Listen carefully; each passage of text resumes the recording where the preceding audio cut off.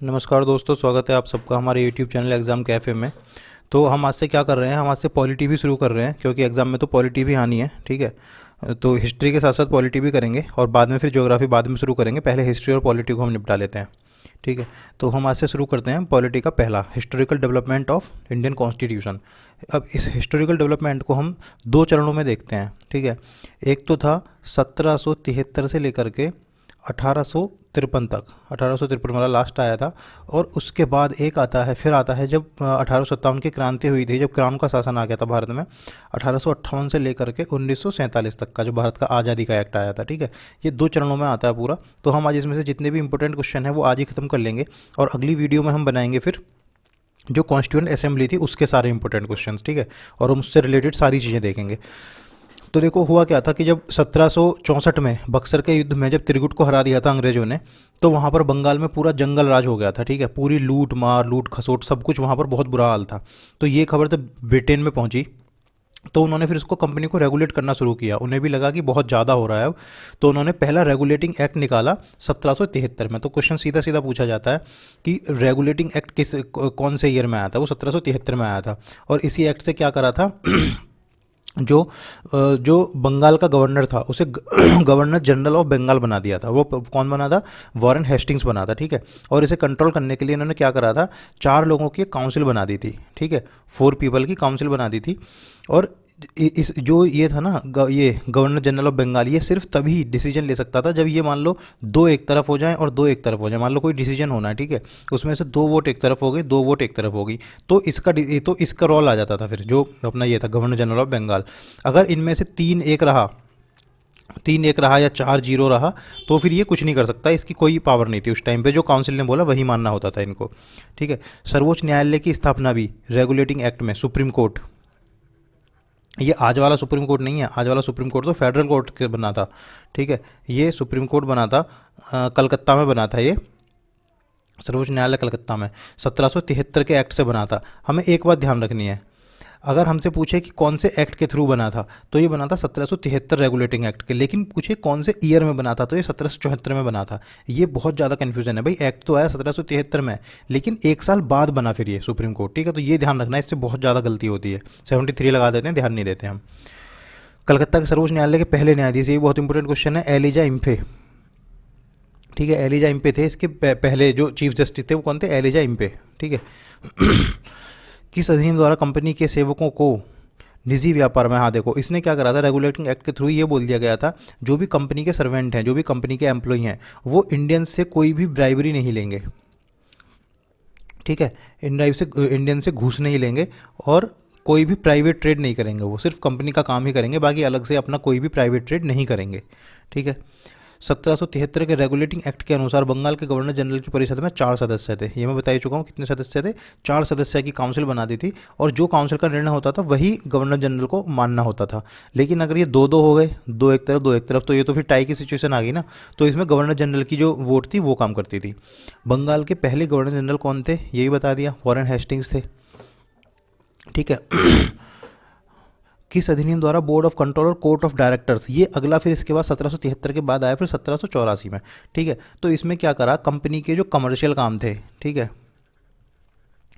Company के जो commercial काम थे वो तो दे दिए बोर्ड ऑफ कंट्रोल को। ठीक है, और जो जो इसके रिवेन्यू वाले काम थे, रिवेन्यू, वो दे दिए थे कोर्ट ऑफ डायरेक्टर्स को। ठीक है, तो इसकी वजह से 2 चीज़ें बना दी। बोर्ड ऑफ कंट्रोल हम यहाँ से याद रख सकते हैं कि जो वो होता है, सॉरी मैं गलत बोल गया, माफ़ करना। इस कमर्शियल काम इसको दिए थे, बोर्ड ऑफ डायरेक्टर्स को कमर्शियल काम दिए थे। और ये जो थे ना पॉलिटिकल, इसको दिए थे पॉलिटिकल काम, इसके पॉलिटिकल। ठीक है, ये ध्यान रखना, थोड़ी सी गलती होगी, माफ़ करना इसके लिए। बोर्ड ऑफ कंट्रोल को जो दिए थे ना वो दिए थे पॉलिटिकल काम इसके। हम ऐसे याद रख सकते हैं कि कंट्रोल से ही, जब कंट्रोल होता है ना, पॉलिटिकल कंट्रोल होता है, और जो डायरेक्टर्स होते हैं वो क्या करते हैं, तो इसकी चीज़ें जो मतलब इसमें अपनी कंपनी के नियम कानून बनाते हैं, तो वो डायरेक्टर्स होते हैं। ठीक है, तो उनको कमर्शियल काम दे दिए थे, ये हमको ध्यान रखना है। नेक्स्ट चलते हैं, 1786 के अधिनियम की सबसे शक्तिशाली विशेषता क्या थी। अब देखो लॉर्ड कॉर्नवालिस आने वाला था, ठीक है, लेकिन लॉर्ड कॉर्नवालिस बहुत तेज व्यक्ति था। उसने बोला कि मैं तभी जाऊंगा वहाँ पर गवर्नर जनरल ऑफ बंगाल बनकर जब मुझे कुछ पावर दी जाएगी। तो इसको ये पावर दी गई कि जो काउंसिल है ना, ये उसके डिसीजन को भी ओवर रूल कर सकता है, सुरक्षा के दृष्टि से, शांति और हित के मामलों में अपनी परिषद को रद्द कर सकता है। ठीक है, मतलब अगर भारत में जो साम्राज्य है, कंपनी का जो साम्राज्य है भारत में, उसके हित में अगर उसकी सुरक्षा पर बात आती है, शांति स्थापित करनी है, या फिर उसका हित करना है एम्पायर का, तो ये अपने जो काउंसिल थी उसके डिसीजन को ओवर रूल कर सकता था। तो ये तो बहुत बड़ी पावर होगी ना, ये तो कुछ भी ओवर रूल करने के लिए बोल देगा कि भी हम सुरक्षा की दृष्टि से कर रहे हैं। ठीक है, तो ये पहला गवर्नर जनरल था, लॉर्ड कॉर्नवालिस इसको लेने वाला। किस अधिनियम ने भारत में कंपनी के एकाधिकार को समाप्त कर दिया? ये 1813 में कर दिया। और यहाँ पर यह बात जरूर ध्यान रखनी है कि ऐसा पहला कौन था, वो था कॉर्नवालिस। कॉर्नवालिस, ठीक है, हिस्ट्री से भी जोड़ते रहेंगे इस टाइम पीरियड को हम। ठीक है, 1786 चल रहा है ना, उसी टाइम पर लॉर्ड कॉर्नवालिस बनकर आया था, ध्यान रखनी है हमें ये बात भी। भारत के कंपनी के एकाधिकार को समाप्त कर दिया 1813 में। अब देखो 1813 में ये बोल दिया कि ऐसा नहीं है कि सिर्फ ब्रिटिश ईस्ट इंडिया कंपनी ही व्यापार करेगी, बाकी और कंपनियां भी व्यापार कर सकती हैं, लेकिन एक तो चाय, ठीक है, चाय और चीन, मतलब एक तो भारत में चाय पे व्यापार पे मोनोपोली रहेगी ईस्ट इंडिया कंपनी की, और चीन के साथ ट्रेड में भी मोनोपोली रहेगी। तो हम इसे चाची करके याद कर सकते थे। ठीक है, हम इसे ऐसे याद करते हैं, चाची, चा से चाय और ची से चीन। ठीक है, चीन में जो भी ट्रेड होगा उसके साथ सिर्फ कंपनी की मोनोपोली होगी, और चाय के साथ जो व्यापार होगा इंडिया में भी, उसमें भी कंपनी की मोनोपोली होगी। ठीक है, किस अधिनियम द्वारा भारतीयों की शिक्षा पर प्रतिवर्ष 1 लाख रुपए? देखो 1813 में सबसे बड़ा डेवलपमेंट यही था कि भारतीयों की शिक्षा पर 1 लाख रुपए खर्च करने का प्रावधान था। अब आप सोचेंगे कि ये तो बहुत अच्छा काम है, लेकिन ये अच्छा काम ऐसे नहीं है। यहाँ पर क्या किया था इन्होंने, ये भी अलाउ कर दिया था कि जो क्रिश्चियन मिशनरीज है ना, मतलब जो अपनी क्रिश्चियनिटी को फैलाने वाले हैं, वो भी इंडिया में आ सकते हैं। तो ये पूरा जितना भी 1 लाख रुपया था ना, ये उन्हीं की एजुकेशन क्रिश्चियनिटी फैलाने के लिए ही दिया जाता था। दिखाने के लिए ये था कि ये 1 लाख रुपये इनकी एजुकेशन पर खर्च हो रहा है, लेकिन वो एजुकेशन रिलेटेड टू क्रिश्चियनिटी थी। भारत के पहले गवर्नर जनरल कौन थे? ये लॉर्ड विलियम बेंटिक थे, भारत के पहले गवर्नर जनरल। 1833 के एक्ट में आया था। ठीक है, और 1833 में ही हम जानते हैं कि इन्होंने वो कर दिया था कि जो कंपनी है उसकी कंप्लीटली ख़त्म कर दिया था उसकी कमर्शियल एक्टिविटीज़ को, वो सिर्फ अब एडमिनिस्ट्रेटिव एक्टिविटीज़ करती थी कंपनी। ठीक है, जो चाची बचा हुआ था वो भी ख़त्म कर दिया था, और पहले तो मोनोपोली ख़त्म करी थी, अब इनका पूरा अधिकारी ख़त्म कर दिया था कि अब आप सिर्फ एडमिनिस्ट्रेटिव हैं, आप कोई भी कमर्शियल काम नहीं करेंगे। ठीक है, और लॉर्ड विलियम बेंटिक के समय पर ही सती प्रथा ख़त्म हुई थी, याद है? उसमें 1829 में लॉर्ड विलियम बेंटिक, तब ये गवर्नर जनरल नहीं थे, गवर्नर जनरल ऑफ इंडिया नहीं थे ये, लेकिन उस टाइम पर ये वो थे गवर्नर जनरल ऑफ बंगाल थे, तभी सती प्रथा खत्म हुई थी। किस अधिनियम द्वारा कार्यकारी परिषद में कानूनी सदस्य जोड़ा गया? 1833 में ही जोड़ा गया था कानूनी सदस्य, और ये कौन था? मैकाले। ठीक है, मैकाले आप जानते हैं कौन है? मैकाले वही है जिसने फिल्ट्रेशन थ्योरी दी थी। फिल्ट्रेशन थ्योरी क्या थी कि जो इंग्लिश है वो छन छन कर जानी चाहिए, मतलब ये क्या करेंगे अंग्रेज, क्या करेंगे जो भारत के पढ़े लिखे लोग हैं, जो टॉप पोस्ट पर बैठे हुए हैं इंडियन लोग हैं, उनको सिखाएंगे, फिर वो अपने से नीचे वालों को, वो अपने से नीचे वालों को, और वो अपने से नीचे वालों को सिखाएंगे। ये इसकी थी फिल्ट्रेशन थ्योरी की, जो इंग्लिश है वो इन्हें सिखानी थी क्योंकि इन्हें अपना काम निकालना होता था, इसलिए इन्होंने फिल्ट्रेशन थ्योरी दी थी मैकाले ने। किस अधिनियम ने कंपनी की व्यावसायिक गतिविधियों को पूरी तरह समाप्त कर दिया? 1833 में, ये मैं बता चुका हूँ, व्यावसायिक गतिविधियों को पूरी तरह समाप्त कर दिया था। किस अधिनियम ने सिविल सेवकों के चयन और भर्ती के लिए खुली प्रतियोगिता, ये 1853 में क्या कर दिया था? एक ओपन सिस्टम कर दिया था कि कोई भी कंपटीशन दे सकता है। ठीक है, एक बात और ध्यान रखनी है हमें कि 1841 का जो हुआ था ना, नहीं 1941 का था शायद, वो 1941 वाला था, हाँ, वो जिसमें जो ये सिविल सर्वेंट्स थे ना, वो भारत के लोग ज़्यादा थे एज़ कम्पेयर टू ब्रिटिश लोग। ठीक है, किस अधिनियम द्वारा ब्रिटिश क्राउन ने भारत पर संप्रभुता ग्रहण की? ये 1858 में की। आप जानते हैं कि 1857 की क्रांति के बाद इनकी नींव हिल गई थी जो कंपनी थी, तो फिर ब्रिटिश क्राउन के अंडर में आ गया था भारत का शासन पूरा। ठीक है, भारत के पहले वायसराय कौन थे? ये लॉर्ड कैनिंग थे। इन्होंने ही इलाहाबाद में महारानी का पत्र पढ़कर सुनाया था कि आज से ये ब्रिटिश क्राउन का शासन चलेगा यहाँ पर, लॉर्ड कैनिंग। और यहीं पर क्या करा था, जो वो थे बोर्ड ऑफ कंट्रोल और कोर्ट ऑफ डायरेक्टर्स थे ना, कोर्ट ऑफ डायरेक्टर्स है ना, और बोर्ड ऑफ कंट्रोल, उनको ख़त्म कर दिया था, और secretary of state of India, ये एक नई पोस्ट बना दी थी। ठीक है, किस अधिनियम द्वारा निदेशक न्यायालय, यही है वो निदेशक न्यायालय, वो बोर्ड ऑफ कंट्रोल और कोर्ट ऑफ डायरेक्टर्स, ये बना दिया था इन्होंने, ख़त्म कर दिया था, यहाँ पर अंत हो गया था इनका। ठीक है, भारत सरकार अधिनियम 1858 में इसका अंत हो गया था। भारत के राज्य सचिव के लिए परिषद में कितने सदस्य थे? ये जो था secretary of state of India, इसके लिए 15 सदस्यों की काउंसिल बनाई गई थी। इसे इंग्लिश में हम लिख सकते हैं secretary of state of India. ठीक है, ये ब्रिटिश में ही रहता था। ठीक है, इसके लिए 15 लोगों की काउंसिल बनाई गई थी जो इसको एडवाइस देती थी। किस अधिनियम ने आपातकाल के मामले में वायसराय को अध्यादेश जारी करने की, ये देखो अध्यादेश जारी करने की शक्ति, ये 1861 के अधिनियम में दी थी, ठीक है। और ये क्या था ना, 6 महीने से ज़्यादा नहीं लागू रह सकता था ये, ठीक है, 6 महीने तक ही लागू रह सकता था, उसके बाद इसे ख़त्म कर दिया जाता था। आज भी आप देखते हैं कि ये राष्ट्रपति है हमारा, वो अध्यादेश लागू करता है और वो 6 महीने तक ही लागू रहता है। लेकिन अभी जो लिया गया है ना हमारा एट प्रेजेंट जो है वो 1935 से लिया गया है, वो इससे नहीं लिया गया है, लेकिन शक्ति यहीं पर दे दी थी इसको, ठीक है। और कानून बनाने की प्रक्रिया में भारतीयों की भागीदारी भी 1861 में ही कर दी थी। अब से पहले क्या था, 1861 से पहले भारतीयों की कोई भी भागीदारी नहीं होती थी, लेकिन 1861 वाले अधिनियम के अनुसार जो भारतीयों की भागीदारी भी शुरू कर दी थी कानून बनाने के लिए। किस अधिनियम ने भारतीय सदस्यों को विधान परिषद में प्रश्न पूछने की, बजट पर चर्चा करने का अधिकार दिया? ये 1892, ये तो बहुत इंपॉर्टेंट क्वेश्चन है।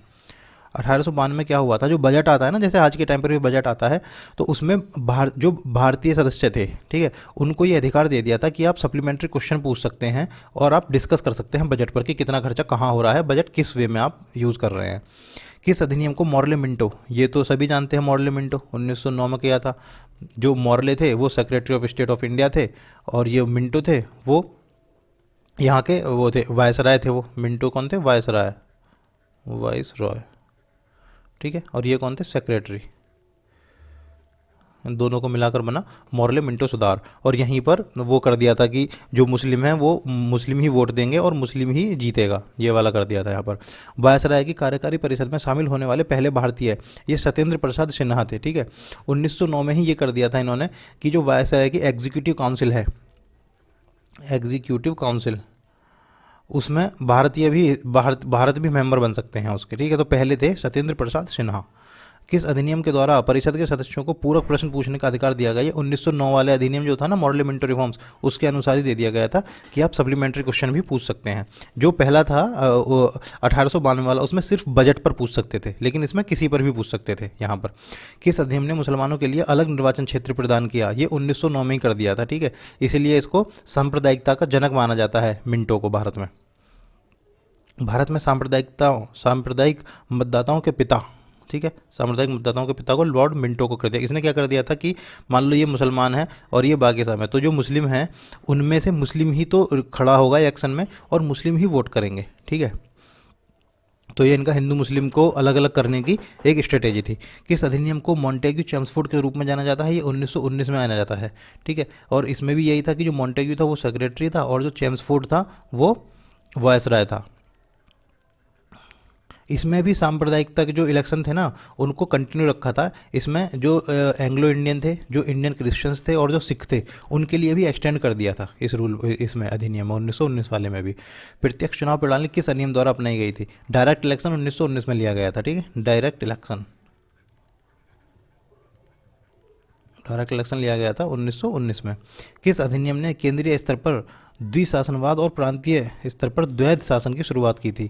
ये 1919 में की थी। अब देखो द्विशासनवाद क्या होता है? बाइकामेलरिज्म होता है। इसमें क्या है, जैसे आज के टाइम पर भी हमारे लोकसभा और राज्यसभा 2 सदन है ना, 2 सदन है, ऐसे ही है, तो ऐसे ही ये होता है बाइकामेलरिज्म। लेकिन ये दायरे की क्या होता है? द्वैध शासन, दायर की ये होता है कि कोई भी जो सब्जेक्ट है, मान लो जिस पर भी रूल बनना है, मान लो एक पुलिस है और एक एग्रीकल्चर है, 2 चीज़ें हैं, तो इनको अलग अलग सब्जेक्ट में बांटकर दो पावर इन पे नियम बनाएंगे। उनको डिवाइड कर दिया था कि एक तो गवर्नर जनरल के पास रख दी थी और एक जो असेंबली थी वहाँ की वो रूल बना सकती थी, ठीक है। इसमें भी इन्होंने क्या करा था? 2 सब्जेक्ट बांट दिए थे, ट्रांसफर्ड और रिजर्व, ठीक है। अब रिजर्व में क्या था? रिजर्व में तो जो इंपॉर्टेंट चीज़ थी, जैसे कि जस्टिस है, इरिगेशन है, रिवेन्यू सिस्टम है, वो सब तो रहा इनके पास। जो गवर्नर जनरल था वही कर सकता था इस पर नियम। लेकिन जो इनके अकॉर्डिंग इम्पोर्टेंट नहीं थे, जैसे कि एजुकेशन है, ठीक है, कृषि है और इसमें जेल भी थी, जेल भी इम्पोर्टेंट थी। और यहाँ पर जो पुलिस है वो सब, जो क्योंकि पुलिस को खर्चा देना पड़ता है, तो वो सब कर दिया था कि असेंबली के लिए कि आप ही करो, इसमें हमारा इसमें कोई लेना देना नहीं है, कहीं से भी लाओ, रिवेन्यू हम लेंगे और पुलिस को आप रखो। ये इनकी थी स्ट्रेटेजी। किस अधिनियम द्वारा प्रांतीय विषयों को स्थानांतरित और आरक्षित में विभाजित किया गया था? ये 1919 में ही किया गया था, ठीक है, रिजर्व और ट्रांसफर्ड सब्जेक्ट।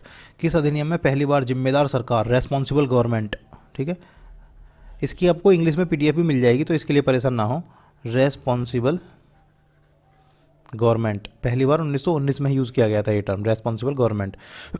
किस वर्ष साइमन कमीशन की नियुक्ति हुई? ये 1927 में हुई। साइमन कमीशन की नियुक्ति क्यों हुई थी? क्योंकि जो 1919 का एक्ट था ना, उसमें ये प्रावधान था कि हर 10 साल पर एक कमेटी नियुक्त होगी जो कि इसके जो काम हुए हैं पिछले 10 साल में और इसके क्या इफेक्ट रखे हैं उनकी वो करेगी, इंक्वायरी करेगी एक तरह से, ठीक है। तो इसलिए साइमन कमीशन बना था। और आप जानते हैं कि साइमन कमीशन के विरोध में ही जो लाला लाजपत राय थे वो विरोध कर रहे थे और उसी समय उनकी जो पुलिस ने वहाँ पर लाठीचार्ज किया था उससे घायल होकर उनकी मृत्यु हो गई थी, ठीक है। अखिल भारतीय संघ की स्थापना के लिए कौन सा अधिनियम प्रदान किया गया? ये 1935 के किया गया था। ये federation of India, all India federation, all India federation, ये था 1935 वाला एक्ट। किस अधिनियम द्वारा प्रांतों से द्वैध शासन को समाप्त कर दिया गया और केंद्र में पेश किया गया? ये 1935 में ही कर दिया गया था। अब देखो 1919 में तो क्या किया था कि जो प्रोविंस थे, जो मतलब जो राज्य थे, दो चीज़ें होती हैं ना, एक तो होता है सेंटर और एक होता है उससे नीचे फिर प्रोविंस आ जाते हैं। तो प्रोविंस में 1919 में लाई गई थी डायरे की, लेकिन अब 1935 में क्या करा, सेंटर में डायरे की लगा दी थी और प्रोविंस से ख़त्म कर दी थी, ठीक है, द्वैध शासन। भारतीय रिजर्व बैंक की स्थापना 1935 के एक्ट के अनुसार ही हुई थी और 1935 में ही हो गई थी। 1935 में संघीय अदालत, फेडरेशन कोर्ट, ठीक है, फेडरल कोर्ट, फेडरल कोर्ट। अब देखो इसमें भी दो चीज़ें हैं, 1935 के एक्ट के अनुसार हुई थी लेकिन हुई कब थी? 1937 में हुई थी। तो ये भी हमें ध्यान रखना है, जैसे हमारा सुप्रीम कोर्ट का ध्यान रखना था कि 1773 के एक्ट के अनुसार 1774 में हुई थी, ऐसे ही यहाँ पर 1935 के एक्ट के अनुसार हुई थी लेकिन 1937 में हुई थी स्थापना। किस अधिनियम द्वारा बर्मा को भारत से अलग किया गया? तो ये भी 1935 के एक्ट से ही बर्मा को भारत से अलग किया गया था, ठीक है। भारत के संघ न्यायालय के पहले मुख्य न्यायाधीश कौन थे? ये सर मॉरिस ग्वेयर थे, ठीक है। इसमें हमें ध्यान रखना है कि उसके कौन थे? एलिजा इम्पे थे। ये है संघीय न्यायालय, फेडरल कोर्ट, फेडरल कोर्ट, जो बाद में चलकर सुप्रीम कोर्ट बना भारत का। और जो सुप्रीम कोर्ट था उसके थे एलिजा इम्पे, पहले मुख्य न्यायाधीश। भारत सरकार एक्ट 1935, ये एक्ट है, एक्ट, भारत सरकार एक्ट 1965 अविस्पोर्स किसे दिए गए थे? ये गवर्नर जनरल को दिए गए थे। इसको लिख लो अब, रेसिडुअरी सब्जेक्ट्स,